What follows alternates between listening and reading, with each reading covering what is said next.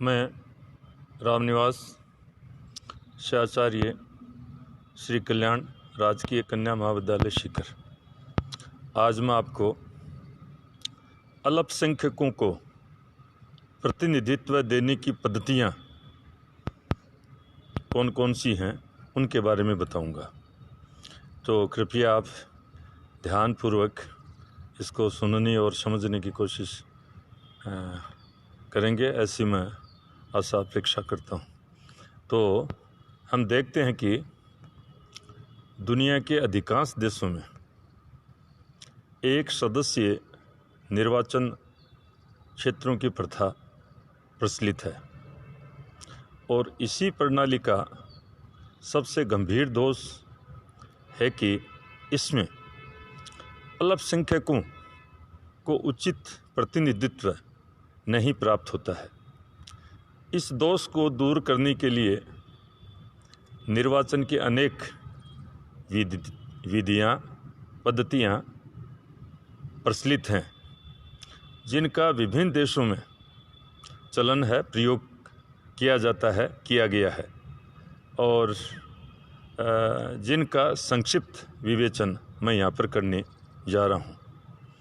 तो इसमें मैं सर्वप्रथम ले रहा हूँ द्वितीय मत प्रणाली, सेकंड बैलेट सिस्टम। इस पद्धति के अंतर्गत सफल उम्मीदवार को डाले गए मतों का 50% से अधिक प्राप्त करना होता है। इसमें एक चुनाव क्षेत्र से 3 या अधिक उम्मीदवार होते हैं और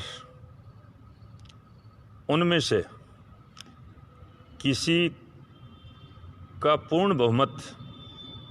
पूर्ण बहुमत प्राप्त नहीं होने पर अधिक मत प्राप्त करने वाले प्रथम 2 उम्मीदवारों के बीच दोबारा निर्वाचन करा के विजय का निर्णय किया जाता है। उदाहरण देकर एक उदाहरण आपके सामने प्रस्तुत कर रहा हूँ और इसके माध्यम से इसको अच्छी तरह से समझा जा सकता है। किसी चुनाव में माना कि किसी चुनाव में कुल 1000 मतों में से क को 400 मत, ख को 375 और ग कैंडिडेट को 225 मत मिले हैं और इससे स्पष्ट है कि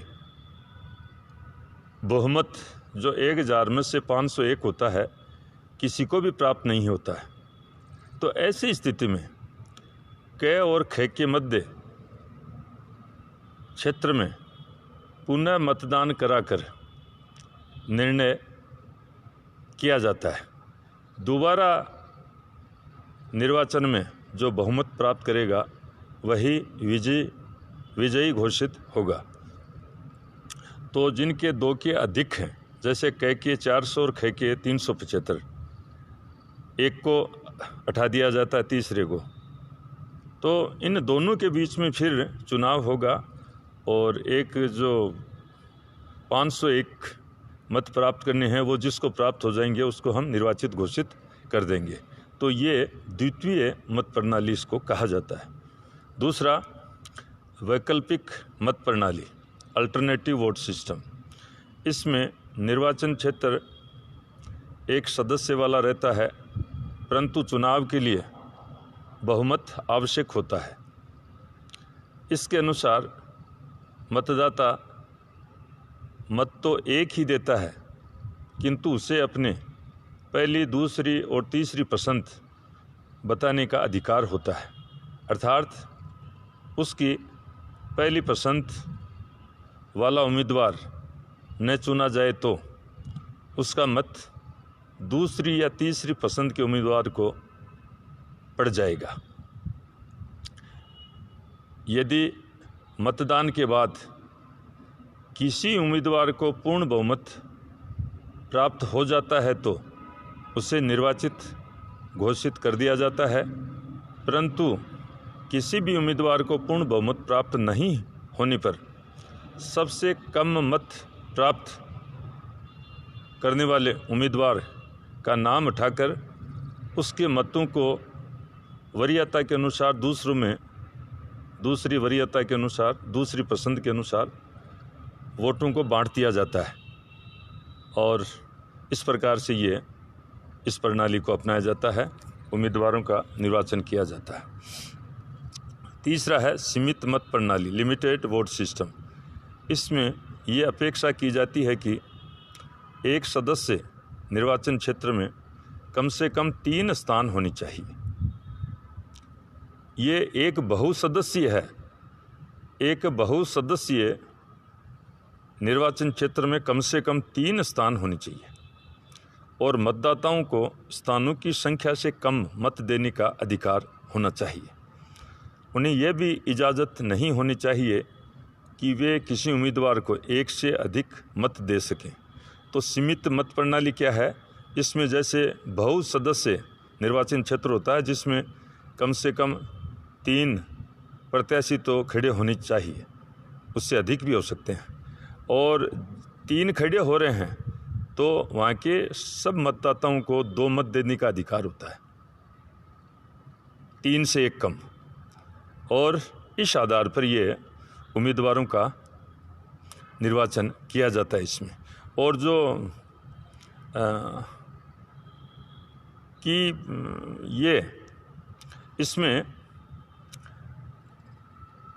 एक दूसरे को वो ट्रांसफ़र नहीं कर सकते कि वे किसी उम्मीदवार को एक से अधिक मत नहीं दे सकते, एक ही मत दिया जाता है।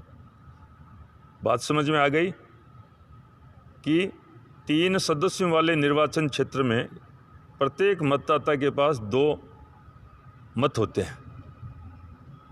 उम्मीदवार तो 3 हैं, मत 2 ही हैं, और इसमें ये किसी को छूट नहीं है कि वो एक से अधिक मत किसी उम्मीदवार के पक्ष में दे दे, एक ही देना है। तो इस प्रकार से ये निर्वाचन किया जाता है। नंबर 4, एक मत पद्धति, सिंगल वोट सिस्टम। ये बहुसदस्यीय निर्वाचन क्षेत्र में चलती है जिसमें प्रत्येक मतदाता को एक मत देने का अधिकार दिया जाता है। उम्मीदवारों को मतों की बहुसंख्या के आधार पर चुना जाता है। इस पद्धति के अंतर्गत अल्पसंख्यकों की स्थिति सुधर जाती है, क्योंकि अगर वे चाहेंगे अपने उम्मीदवार के पक्ष में मतदान कर सकते हैं। यदि वो चाहें तो जो उनका खुद का उम्मीदवार है उसके पक्ष में मतदान कर सकते हैं, जबकि बहुसंख्यकों के मत विभिन्न उम्मीदवारों में बढ़ जाएंगे। इसलिए ये जो अल्पसंख्यक हैं उनके लिए हितकर पद्धति है। 5वां, संचित मत प्रणाली, कम्युलेटिव वोट सिस्टम। इस पद्धति के अंतर्गत एक निर्वाचन क्षेत्र में जितने स्थान होते हैं प्रत्येक मतदाता द्वारा उतने ही मत दिए जाते हैं। यदि मतदाता चाहे तो अपने सारे मत किसी एक प्रत्याशी के पक्ष में डाल सकता है। इसका अभिप्राय ये हुआ कि यदि 4 सदस्यों वाले निर्वाचन क्षेत्र में अल्पसंख्यक वर्ग के मतदाता अपने सारे मत एक ही प्रत्याशी के पक्ष में डालते हैं तो कम से कम एक स्थान पर वो विजयी हो सकते हैं, और इसे एकत्रित मत पद्धति, प्लम्पिंग वोट सिस्टम भी कहा जाता है, इसके नाम से भी जाना जाता है। संचित मत प्रणाली, देखो इसमें खास क्या है कि जितने कैंडिडेट चुनाव लड़ रहे हैं उतने ही मतदाताओं को मत देने का अधिकार होता है। जैसे 4 खड़े हो रहे हैं तो मतदाता के पास भी 4 मत होते हैं, पर यहाँ पर क्या है कि अल्पसंख्यक लोग अपने 4 मत किसी एक ही व्यक्ति उम्मीदवार प्रत्याशी को देकर उसको विजयी बना सकते हैं। तो ये अल्पसंख्यकों का इसमें ज़्यादा वो कहना चाहिए लाभ मिलेगा, वो ज़्यादा लाभ की स्थिति में इसमें हैं, उनके हितों की पुष्टि ज़्यादा इसके द्वारा होती है।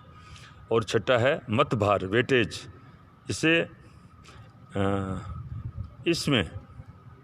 इसके अंतर्गत अल्पसंख्यकों को उस संख्या से अधिक मत देने का अधिकार होना चाहिए जिसे बहुसंख्यक लोगों को प्रदान किया जाए। उदाहरणार्थ, इसका उदाहरण है, स्वतंत्रता पूर्व मुसलमानों और सिखों को 2 मत देने का अधिकार था, एक सामान्य निर्वाचन क्षेत्रों में निर्वाचन के लिए और एक अपने समुदाय के उम्मीदवार का निर्वाचन करने के लिए। तो कहना चाहिए कि इस प्रकार से ये विभिन्न जो निर्वाचन पद्धतियां हैं और भी हैं, जिनका मैं अगले वीडियो में उसका वर्णन करूंगा, जिक्र करूंगा। और ये जो मैंने 6 बताई हैं, आप इसको एक बार पुनः अपने स्तर पर समझने का प्रयास करेंगे। आपने ध्यानपूर्वक सुना, समझा, इसके लिए आपको बहुत बहुत धन्यवाद। और आज मैं यहीं मेरी वाणी को विश्राम देता हूँ। आपका एक बार पुनः धन्यवाद।